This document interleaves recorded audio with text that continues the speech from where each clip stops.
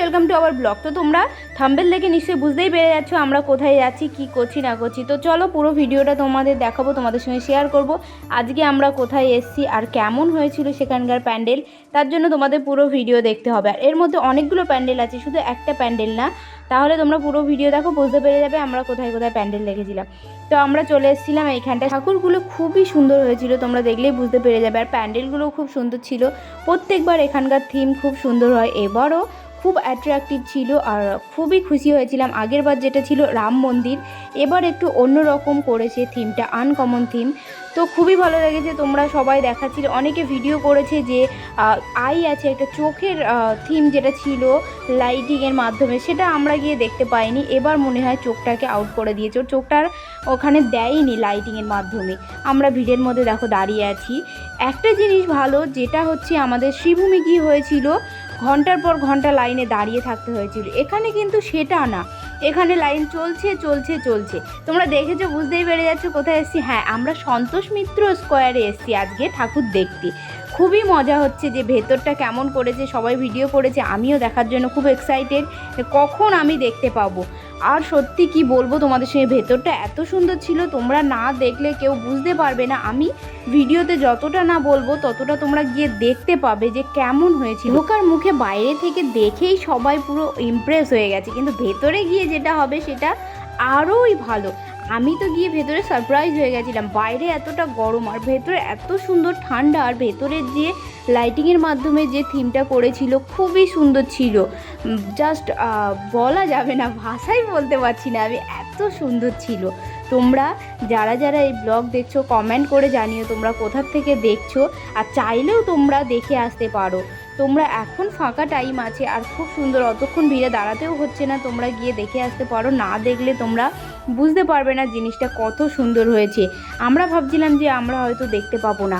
R we on জাস্টিসের যেটা slogan ছিল সেটাও খুব সুন্দর ছিল, সবাই খুব উৎসাহের সহিত ওটাকে স্লোগানটাকে গাইছিল। আর দেখতে পাচ্ছ মহাদেব, এখানে মহাদেবের যে থিমটা ছিল, সবাই যখন মহাদেবকে দেখেছে উৎসাহ কি, সবাই নাচতে শুরু করে দিয়েছে। সবাই কম বেশি মহাদেবের ফ্যান, আমিও একজন। তো ফ্যান বলা যায় না, ভক্ত, সব থেকে বড় ভক্ত। প্যান্ডেল ঢুকতে না ঢুকতেই ওনার দেখা, তো খুবই ভালো লাগলো। আর ভিড়টা দেখে দেখে আমরা যাচ্ছি, এত সুন্দর ছিল। সবাই দেখো ভিডিও করায় ব্যস্ত, কেউ কিন্তু নিজের পায়ের দিকে দেখছে না। আমি কিন্তু পায়ের দিকে দেখতেই পাইনি, আমি ভিডিওটা করছিলাম, জয় মামকে কোলে নিয়েছিল আর আমি ভিডিও করতে করতে পড়ে যাই। সাইডে একটা গর্ত ছিল, আমি দেখিনি, আর আমার হিল পরা ছিল, আমি অতটাও খেয়াল করিনি যে সাইডে গর্ত আর হিল পরা।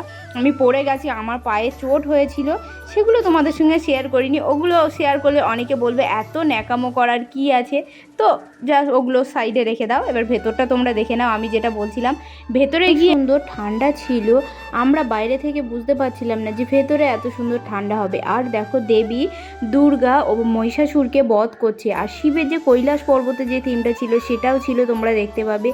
খুবই মজা লেগেছিল, আমরা অনেকক্ষণ দেখেছিলাম, যেটা শ্রীভূমিতে আমাদের বেশিক্ষণ দাঁড়াতে দেয়নি, কিন্তু এখানে আমি মন ভরে ঠাকুরকেও দেখেছি। ঠাকুরের চারিপাশে যেসব থিমগুলো ছিল, লাইটিংগুলো ছিল, খুব ভালোভাবে দেখতে পেরেছি, খুব আনন্দ করেছি।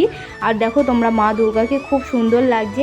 তারপরে আমাদের বাইরে আসার পালা, আমরা বাইরে চলে এলাম। এসে মেলার ভেতরে আমি জয়কে ডাকছিলাম, দেখো এদিকে একটু তাকাও।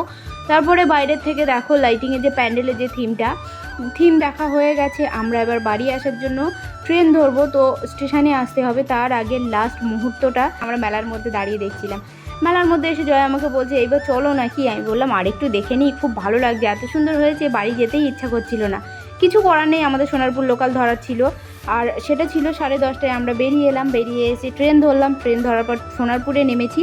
সোনারপুরে দেখি এই টাইমটা আমাদের প্যান্ডেলগুলো খুব ফাঁকা, মানে এই সুযোগ ছাড়লে আর পরে আমি আর ঢুকতে পারবো না, এগুলো প্রচুর ভিড় হয়। তো সোনারপুরে প্ল্যাটফর্মে নেমেই এই ঠাকুরটা একদম ব্রিজের মুখে, তো এই সুযোগ কেউ ছাড়ে, আমরা ঢুকে গেলাম ঠাকুরটা দেখতে। প্যান্ডেলটা কমপ্লিট হয়ে গেছে, আমরা যাওয়ার সময় দেখেছিলাম কমপ্লিট ছিল না, আসার সময় দেখি কমপ্লিট হয়ে গেছে পুরোপুরি। তো দেখতেই পাচ্ছ ঠাকুরটা কত সুন্দর হয়েছে। আর প্যান্ডেলটা প্রত্যেকবারের মতো থিমটা এবারে খুব ভালো হয়েছে, সব জায়গার প্যান্ডেলগুলো ভালো হয়েছে। তোমাদের কোন প্যান্ডেলটা বেশি ভালো লেগেছে তোমরা কমেন্ট করো। এই প্যান্ডেলটা আরেকটু এগিয়ে এসে, এটা হচ্ছে নবারুণ সংঘ ক্লাবের প্যান্ডেল ছিল। এটাও প্রত্যেকবারের মতো এবারও খুব অ্যাট্রাকটিভ ছিল। আর এখানে প্রত্যেকবার নবদুর্গা হয়, তোমরা দেখলে বুঝতে পেরে যাবে ঠাকুরগুলো এত সুন্দর, আর মায়ের মুখটাও খুব সুন্দর ছিল। আমার তো দেখে খুব ভালো লাগলো যে মায়ের মুখটা এত সুন্দর। আর মা এবার দোলায় এসে কি কিসে এসে আমি তো বলতে পারবো না, তো তোমরা জানলে কমেন্ট করো। তো ব্লগটা এখানে শেষ করছি, টাটা।